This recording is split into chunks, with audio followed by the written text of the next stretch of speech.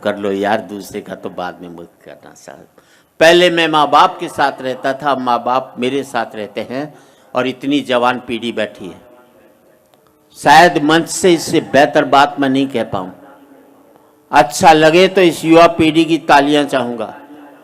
इस युवा पीढ़ी से कहना चाहता हूं कि पहले मैं माँ बाप के साथ रहता था, माँ बाप मेरे साथ रहते हैं। इस युवा पीढ़ी से कहना चाहता हूं, पता नहीं कितने वक्त की रोटियां काटकर माँ बाप ने तुम्हें इतना लायक बनाया है। जिंदगी में इतने लायक मत हो जाना कि माँ बाप को अपने लायक नहीं समझो। बहुत अच्छा जी, वाह वाह वाह, बहुत बढ़िया। पहले मैं माँ बाप के साथ रहता था, माँ बाप मेरे साथ रहते हैं। इस युवा पीढ़ी से कहना चाहता हूं, आप सबसे कहना चाहता हूं कि बाप बेटे के दो ही जगह हाथ मिलने चाहिए। एक तब जब बेटा छोटा हो, वो चल नहीं पाए, तो बाप उसका हाथ पकड़ करके ले जाए। बहुत अच्छे। और एक तब जब बाप बूढ़ा हो, वो चल नहीं पाए, तो बेटा उसका हाथ पकड़ कर।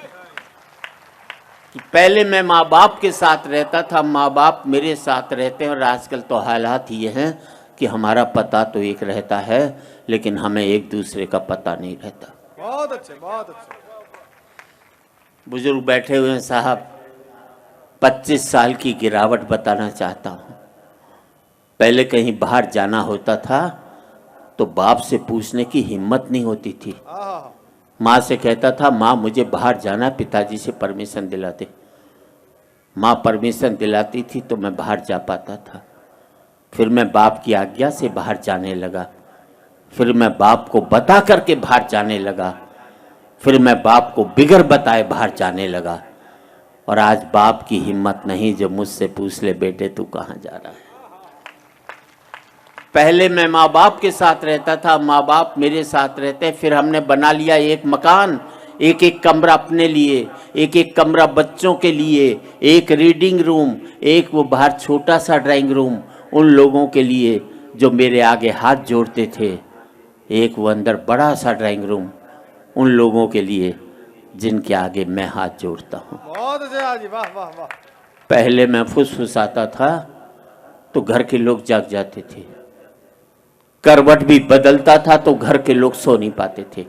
और अब जिन दरारों की वजह से दीवारें बनी थी, दीवारों में भी दरारें पड़ गई। अब मैं चीखता हूं तो बगल के कमरे से ठहाके की आवाज सुनाई देती है, और मैं सोच नहीं पाता हूं कि मेरी चीख की वजह से वहां ठहाके लग रहे हैं या उनके ठहाकों की वजह से मैं चीख रहा हूं। क्या बात है, वाह वाह वाह वाह वाह। आदमी पहुंच गया चांद तक, बड़ी तरक्की की साहब। अनपढ़ थे तो सरदार पटेल को चुनते थे, पढ़े लिखे हो गए तो फूलन देवी को चुन करके भेजते। बहुत अच्छे, बहुत। आदमी पहुंच गया चांद तक, बड़ी तरक्की की साहब।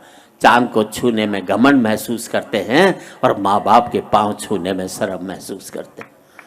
आदमी पहुंच गया चांद तक, पहुंचना चाहता है, मंगल तक खोजना चाहता है सूर्य के रहस्य, लेकिन नहीं पहुंचता भाई के दरवाजे तक। और आज इस समृद्धि की ऊंचाई पर बैठकर मैं सोचता हूं, इसके लिए मैंने कितनी बड़ी खो दी ये खाइयां। क्या बात है, वाह। अंतिम पंक्तियां हैं, बात अच्छी लगे तो एक एक व्यक्ति की तालियां चाहूंगा। अब मुझे अपने बाप की बेटी से अपनी बेटी अच्छी लगने लगी है। बहुत अच्छे, वाह जी वाह। अब मुझे अपने बाप की बेटी से अपनी बेटी अच्छी लगने लगी है। मुझे बाप के बेटे से अपना बेटा अच्छा लगने लगा है। पहले मैं माँ बाप के साथ रहता था, अब माँ बाप मेरे साथ रहते हैं। अब मेरा बेटा भी कमा रहा है, कल को मुझे उसके साथ रहना पड़ेगा। और हकीकत यही है दोस्तों, तमाचा मैंने मारा है तो तमाचा मुझे खाना भी पड़ेगा।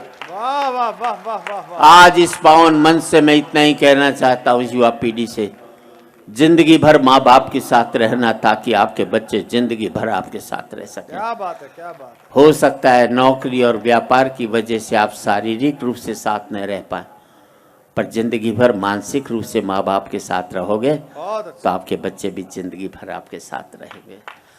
और इस देश की राजनीति कुछ भी कहे, हमें क्या करना चाहिए, क्या सोचना चाहिए कि आज एक बार कहें, आखिरी बार कहें, क्या पता तुम न रहो, क्या पता हम न रहे। और जो तालियां बची अब इस्तेमाल कर लेना साहब। आज एक बार कहें, आखिरी बार कहें, क्या पता तुम न रहो, क्या पता हम न रहे। मंदिरों मस्जिद की या किसी इमारत की, माटी तो लगी उसमें